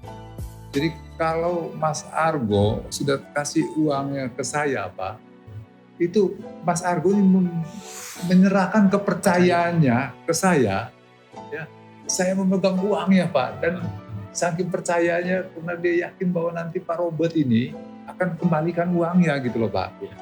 Itu. Dia menyerahkan secara sukarela ini Pak. Kepercayaannya harus benar-benar dijaga ya. Nah basic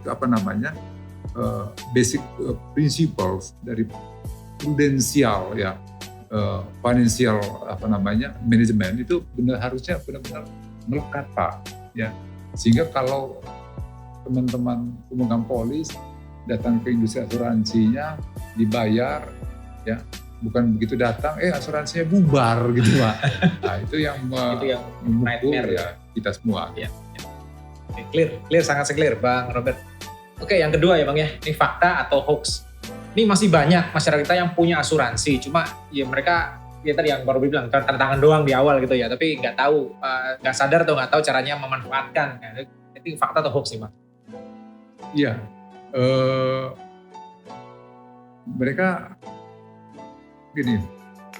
mereka tanda tangan asuransi gitu ya, tapi kemudian bagaimana cara mereka mempergunakannya ya. Gitu. Bagaimana mereka kemudian memperoleh premi katakanlah. Kalau asuransi kesehatan karena segmennya kelas menengah kebanyakan Pak ya. Ya di segmen kelas menengah.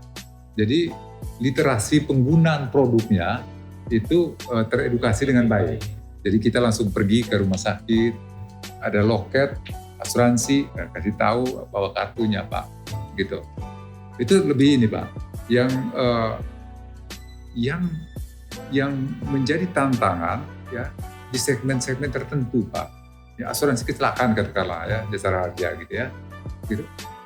Kadang-kadang si korban kecelakaan itu nggak tahu bahwa sebenarnya ya dia sudah menutup asuransi itu ya lewat pembayaran STNK di Samsat gitu, karena ada dipotong gitu kan Pak. Gitu. Dia nggak sadar tuh Pak. Gitu.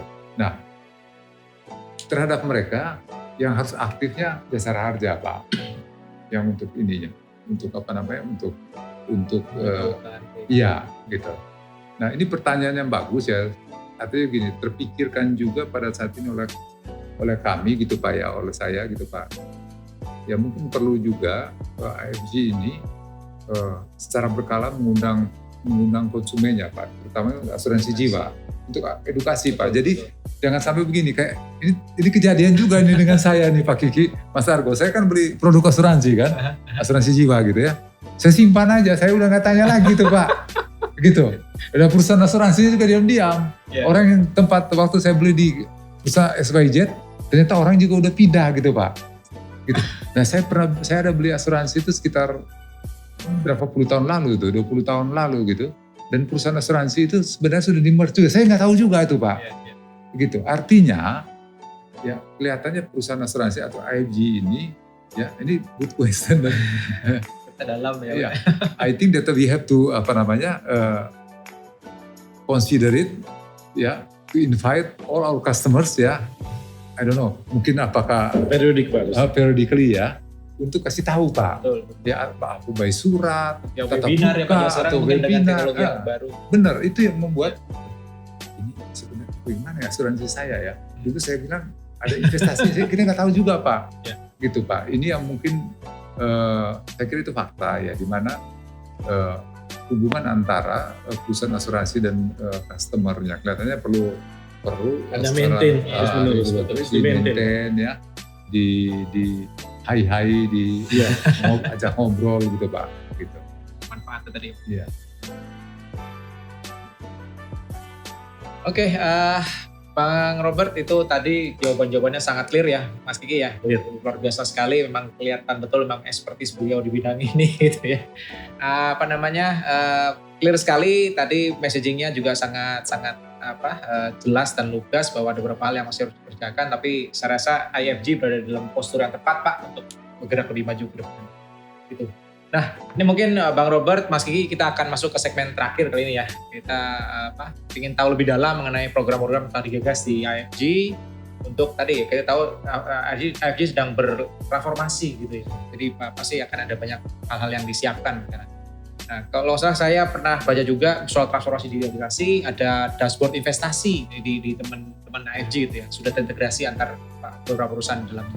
Nah ini kalau boleh tahu Bang Robert mungkin berbagi juga mungkin progresnya gimana ya, yang dashboard integrasi itu? Ya, kami punya satu banding produk Pak. Ya, jadi kami coba jualnya lewat digital yang untuk banding produknya. Jadi ada banding antara asuransi yang diterbitkan oleh Jasindo, kemudian dengan Bahana TCW Investment, ya, dengan Bahana Securities. Artinya kan one stop shopping kalau orang beli retail reksadana, ya bisa juga dapat asuransi, bisa beli asuransi dari Jasindo, dan bisa juga kemudian kalau mau masuk ke capital market ya Pak. Ya, produk ini kita sudah buat dari tahun lalu, tapi ada satu regulasi yang memang kita harus duduk lagi nih Pak.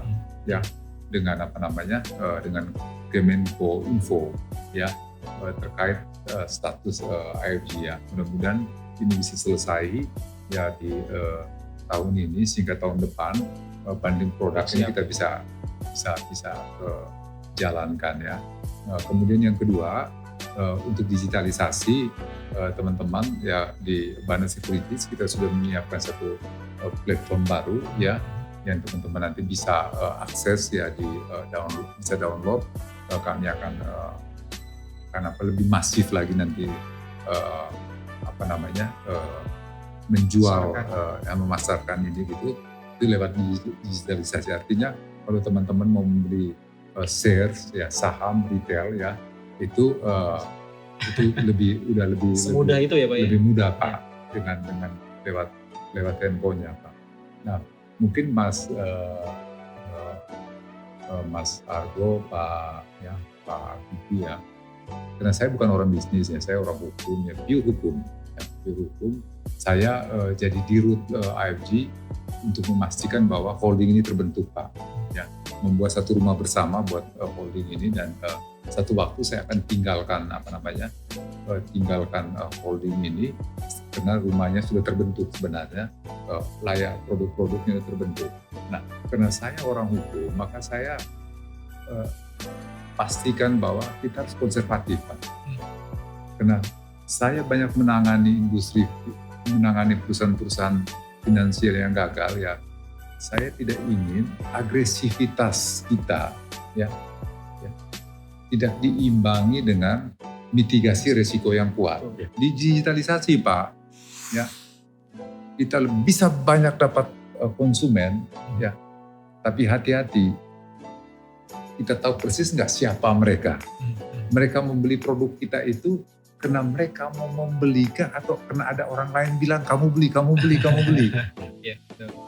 Atau kena algoritma Pak.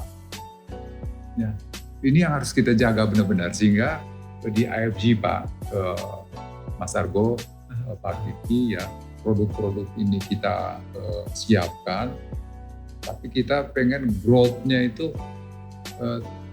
tidak eksponensial Pak. Ya, kami tidak ingin gini Pak. Ya, kita pengen ada journey Pak. Ya, jadi kita pelan gitu ya. Gradual, konservatif. Iya Pak. Ya, saya sih berharap ya, satu waktu ya pengganti saya ya bisa kemudian membawa ya IFG dari sisi pertumbuhan bisnisnya makin lebih naik. Karena saya menyiapkan fondasi-fondasi agar kita tidak terbang di landasan yang rapuh. Begitu. Itu poin yang benar-benar saya pegang Pak Kiki. Ya Mas Argo ya. Percuma kita lihat top line dari balance sheet kita, ternyata bottom line-nya sebenarnya nggak bagus gitu ya, nggak sustain gitu ya. Ini tugas saya Pak ya. Makanya begitu masuk ke digitalisasi ya, kami masuk ke digitalisasi saat ini ya, tapi kami tentunya ya bisa dipersepsikan tidak seagresif mungkin kompetitor kami. Karena yang saya pikirkan adalah fallback terhadap market crash, fallback terhadap psikologi market shock yang harus kita bisa pastikan dulu. Ini kita bisa handle nggak? Gitu. Jangan sampai ini terjadi, bukan kita handle malah kabur gitu. Nggak siap gitu ya Pak ya? Nggak siap gitu Pak. Ya, saya kira itu Pak. Oke. Yang bisa kami sikapi dengan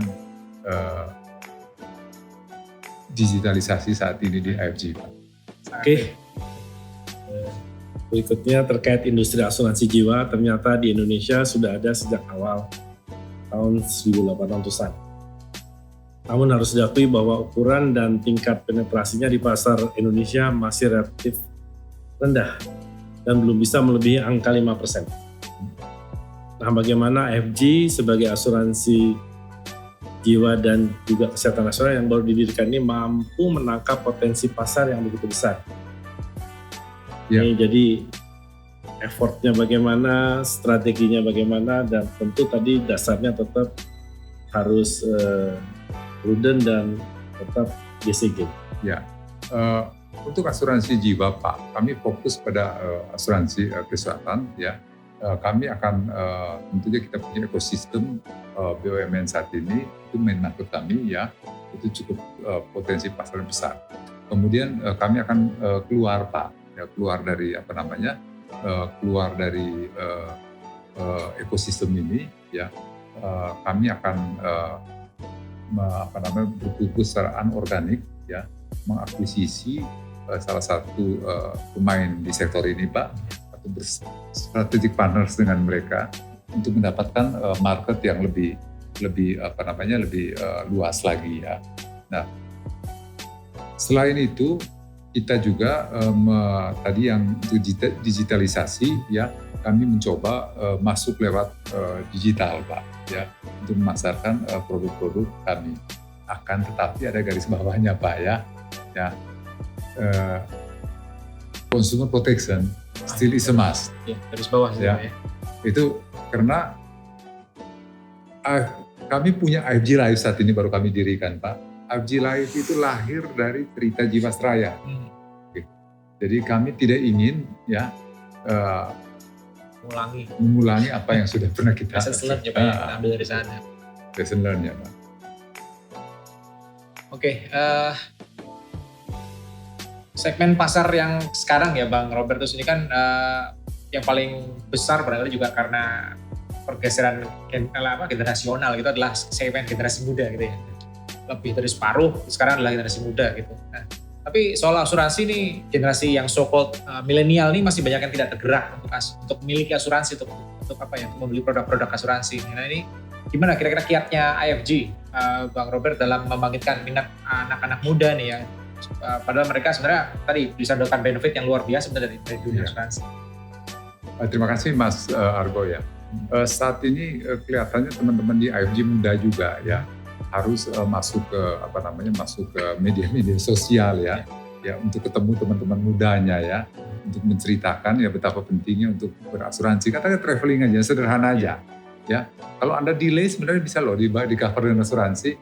Ya, kami punya produk itu gitu, ya. Atau misalnya, jangan sampai kecelakaan, ya. Kalau Anda kecelakaan, ini bisa dibayar gitu, Pak. Nah, media-media sosial semacam ini, ya, ini bisa dimanfaatkan, ya, atau akan dimanfaatkan oleh teman-teman muda juga yang ada di IFG, Pak. Karena yang ketemu muda sama muda, Pak, sudah nggak bisa kita lagi nih, Pak. Bahasanya udah sama gitu ya, Pak. Bahasanya udah pakai lugu-luguan. Kalau saya, kita, kamu itu masih kami nih. Jadi saya berharap teman-teman IFG muda lah yang Bisa ya, ya, Pak. nah, bisa benar-benar, ya, ketemu peers-nya, ya, lewat beberapa event gitu, Pak, ya, untuk sama-sama memberikan enlightenment berapa pentingnya untuk berasuransi, Pak, gitu, Pak. Literasi keuangan menjadi tantangan terbesar untuk tujuan dari pelaku ekonomi untuk mencapainya nih Pak, ya, untuk semua pelaku ekonomi, terutama di industri finansial. Kira-kira inisiatif apa nih Pak untuk literasinya ini yang akan segera dilakukan oleh IFG, Ya. dengan tentu sudah memiliki tadi chief economist yang sudah di-hire, yang Ya. dengan kualifikasi yang hebat, Ya. sehingga bisa membuat tuntunan untuk bahan literasi kepada seluruh lapisan masyarakat, terutama generasi muda. Ya, kami mempunyai punya hasil riset, Pak, ya, riset yang fundamental untuk yang serius, Pak, ya, itu untuk siapapun silakan baca gitu, ya, IFG Progress, ya. untuk regulator, ya teman-teman di perbankan, welcome.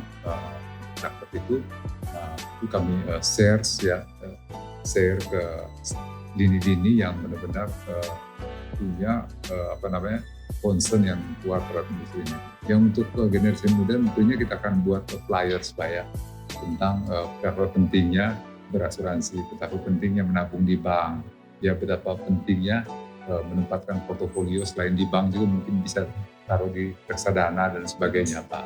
Ya, dan dengan kita memberitahu itu penting ya, bisa mendorong mereka ya untuk menempatkan ke depannya Pak ya investasi mereka di berbagai sektor yang ada Pak. Penetrasinya tentunya lewat flyer-flyer, lewat media sosial dan sebagainya.